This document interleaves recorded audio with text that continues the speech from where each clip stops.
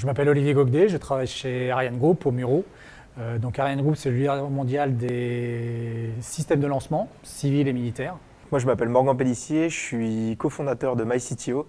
MyCTO, c'est une société de services en ingénierie spécialisée dans le développement de produits et plus particulièrement sur les sujets deep tech en early stage.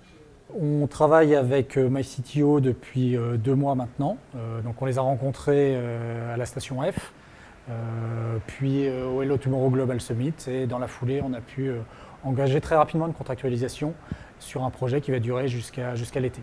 On collabore aujourd'hui avec Ariane Group et le CNES, sous le nom de l'entité Ariane Works, sur le sujet de la récupération des étages inférieurs de fusées.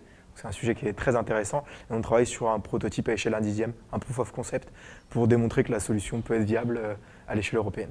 Les avantages, c'est mettre en application les méthodologies agiles de développement, donc travailler très rapidement sur du proof of concept, introduire des fonctions, ne pas travailler immédiatement sur le véhicule final, tester des solutions à échelle réduite. Voilà. En termes d'image au niveau Ariane Group, c'est très important pour nous de montrer qu'on est en mesure d'adapter nos process et de contractualiser très rapidement avec des startups. Je pense qu'on a réussi à le faire. On s'est challengé sur la partie contractualisation et facturation pour en une semaine démarrer l'activité. Nous, l'avantage de cette collaboration, on en a plusieurs. Déjà, prendre part au défi spatial européen. Il y a plein de choses qui bougent dans le spatial, notamment on le voit beaucoup aux États-Unis. Mais l'Europe est là, l'Europe avance sur le sujet et nous, ça nous fait plaisir de travailler sur ce sujet-là, sur le défi technique qu'il y a en termes d'innovation technique. Et puis après, il y a beaucoup de sujets sur l'image aussi que ça apporte, de travailler avec un grand groupe quand on a lancé une boîte qui a moins d'1 an. Comme Morgan l'a dit, le facteur chance a son influence, c'est une question souvent de personnes et de rencontres.